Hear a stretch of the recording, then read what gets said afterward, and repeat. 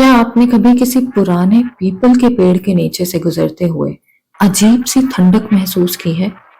ऐसा लगता है जैसे ऊपर डालियों में कोई बैठकर आपको चुपके से देख रहा हो और आपकी हर सांस पर नजर रखे हुए हो। वेलकम टू पैरानॉर्मल फाइल्स, जहां हम आपके लिए लेकर आते हैं मजेदार और खौफनाक कहानियां हर शाम 6 बजे। ऐसी ही डरावनी स्टोरीज के लिए वीडियो को लाइक एंड सब्सक्राइब जरूर करें। हमारी लोक कथाओं में ना एक ऐसी आत्मा का जिक्र बार बार मिलता है जो जितनी खूबसूरत दिखती है उतनी ही खौफनाक होती है। आज पैरानॉर्मल फाइल्स में हम बात करेंगे चुड़ैल की। ये कहाँ पाई जाती हैं, कैसी दिखती हैं और ये कैसे अपने शिकार को जाल में फंसाती हैं। पुराने बुजुर्ग कहते हैं कि चुड़ैल अक्सर उन जगहों पर ज्यादा पाई जाती हैं जहां इंसानी आबादी कम और अंधेरा ज्यादा होता है। ये ज्यादातर 3 जगहों पे मिलती हैं: पुराने और घने पेड़, खासकर पीपल, बरगद और इमली के पेड़ों पर। ये इनके सबसे पसंदीदा ठिकाने होते हैं। दूसरा, सुनसान चौराहा, जहां 4 रास्ते आपस में मिलते हैं। और तीसरा, पुरानी हवेलियां और कब्रिस्तान, जहां कभी किसी लड़की की अकाल मौत यानी अननेचुरल डेथ हुई हो। ये हमेशा 2 रूप में दिखाई देती है।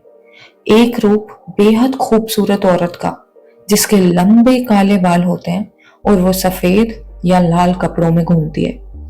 लेकिन इनका असली रूप बेहद खौफनाक होता है। बेहद लंबे नाखून, लाल आंखें और सबसे बड़ी पहचान, इनके पैर पीछे की तरफ मुड़े हुए होते हैं। तो ये कहानी है बिहार के एक छोटे से गांव के पास घने जंगल की। साल था 2015 का। विक्रम नाम का एक लड़का अपनी मोटरसाइकिल से गांव लौट रहा था। रात के लगभग 12:30 बज रहे थे। रास्ते में एक बड़ा सा इमली का पेड़ पड़ता था। गांव के लोगों का कहना था कि रात 12 बजे के बाद उस पेड़ के नीचे से अकेली गाड़ी नहीं निकालनी चाहिए। पर विक्रम पढ़ा लिखा था, वो इन बातों पर हंस दिया करता। जैसे ही विक्रम उस इमली के पेड़ के पास से गुजरा, अचानक हवा में एक बेहद महकती हुई रात रानी के फूलों की खुशबू फैल गई। विक्रम ने बाइक की स्पीड कम की। तभी उसे पेड़ के ऊपर से एक मीठी आवाज सुनाई दी और साथ में पायल की आवाज, छन छन छन। विक्रम ने गाड़ी रोकी और ऊपर देखा। पेड़ की सबसे ऊंची डाली पर एक बेहद खूबसूरत औरत बैठी हुई थी। उसके लंबे बाल हवा में लहरा रहे थे और वो विक्रम को देखकर मुस्कुराए जा रही थी। विक्रम जैसे उसके जादू के असर में आ गया। वो बाइक से उतरा और पेड़ की तरफ बढ़ने लगा। वो औरत पेड़ से नीचे उतरी, बिल्कुल हवा में तैरते हुए। वो विक्रम के बिल्कुल पास आ गई। विक्रम उसकी खूबसूरती में खो चुका था। पर तभी विक्रम की नजर उस औरत के पैरों पर पड़ी। उसके दोनों पांव पूरी तरह से पीछे की तरफ घूमे हुए थे। उसके पैरों से खून रिस रहा था। विक्रम का जादू एक झटके में टूट गया। डर के मारे उसकी सांस अटकने लगी।